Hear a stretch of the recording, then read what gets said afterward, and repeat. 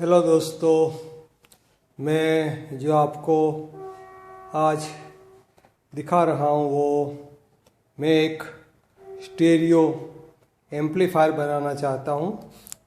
जो मैंने बहुत टाइम पहले एक खरीदे हुए थे, ये दो डी टाइप एम्पलीफायर के लिए। ये मोनो है, ये भी मोनो है। पहले तो मैंने सोचा सब ऊपर के लिए यूज़ करने के लिए, लेकिन फिर मैंने सोचा चलो स्टीरियो एम्पलीफायर ही बना देते हैं।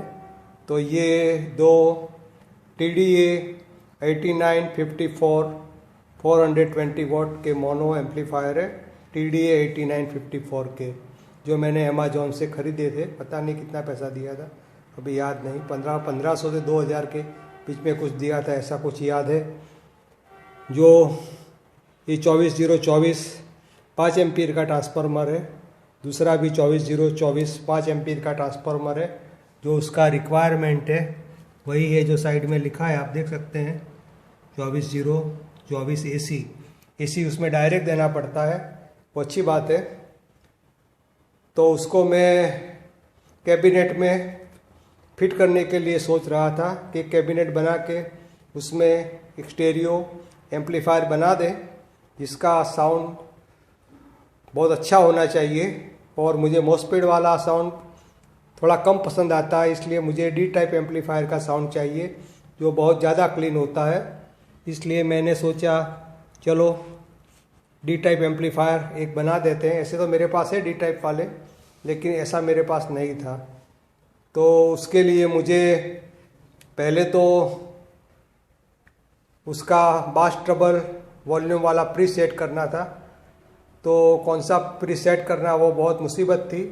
तो मैंने ये टेस्ट कर लिया, लेकिन उसका आवाज़ बहुत ज़्यादा है, तो ये डी टाइप के एम्पलीफायर में सेट नहीं होता।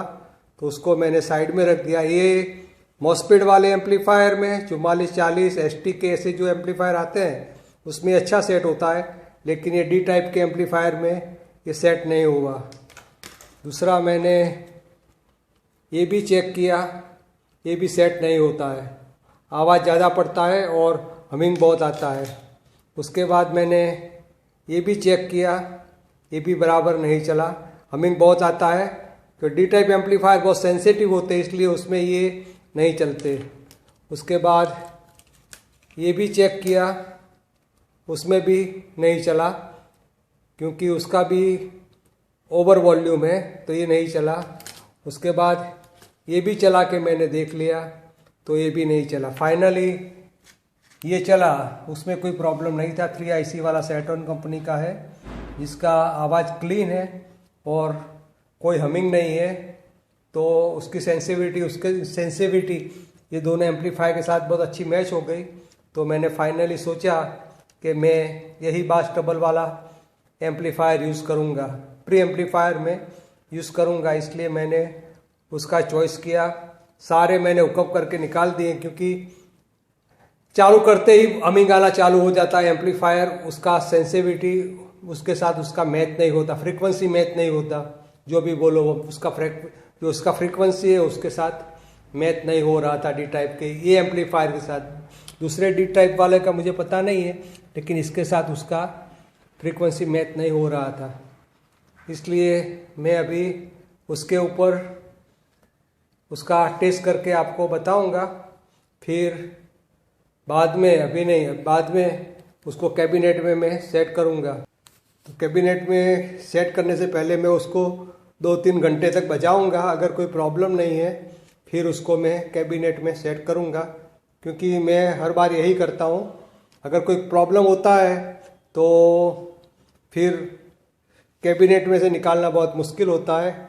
और ये सारे वायर मैंने फिट कर दिए। प्योर कॉपर के 2 ट्रांसफार्मर है, 5 एम्पीयर के 24024 के। तो अभी मैं उसका साउंड चेक करके आपको बताऊंगा।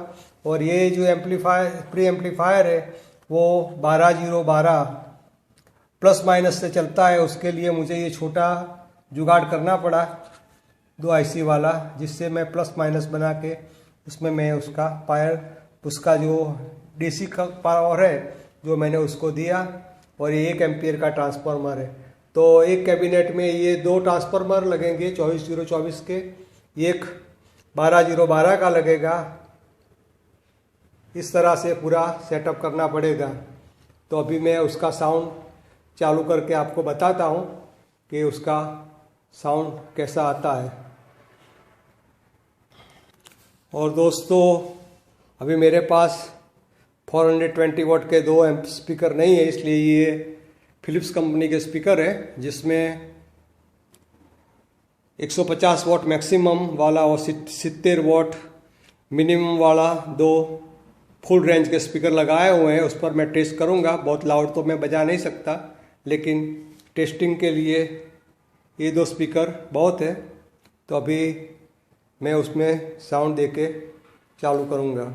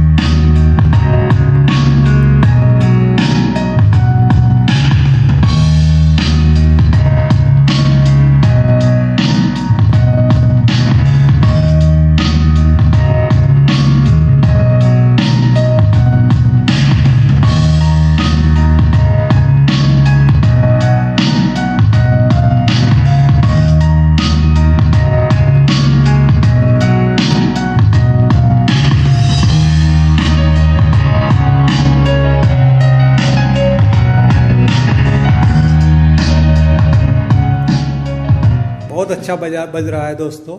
अभी मैं उसका सिर्फ ट्रबल आपको सुनाऊंगा, ट्रबल वाला साउंड कैसा आता है। अभी मैं बेस बंद कर रहा हूँ उसका, अभी सिर्फ ट्रबल ऑन करूंगा मैं, देखना।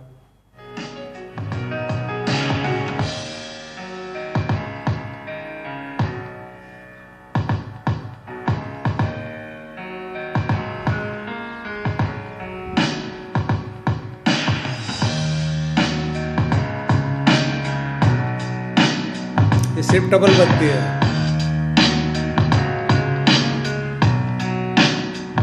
अभी मैं बेस ऑन कर रहा हूँ।